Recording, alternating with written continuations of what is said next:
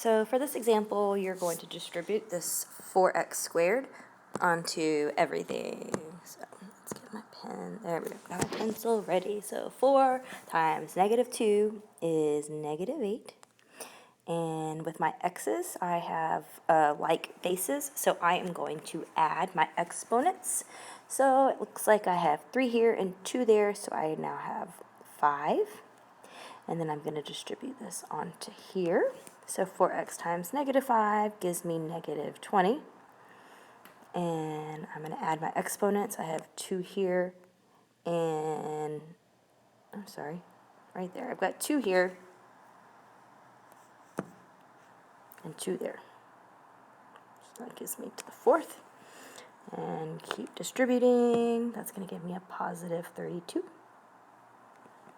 X to the 3rd, because I have an imaginary 1 right there. And this is going to be minus 4x squared.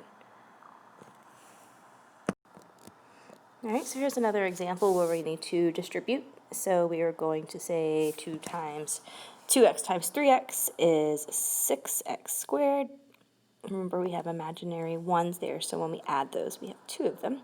And then we're going to distribute this onto here. So a positive 2 and a -7 give us a -14x. And then we're going to distribute this positive 4 onto that x, so that gives us positive 4x. And that's going to multiply to give us -4. And now we need to look and see if we have any like terms. So I see that I have this -14x here and this positive 4x here. So I'm going to write my answer with the biggest exponent first. So that's my x squared.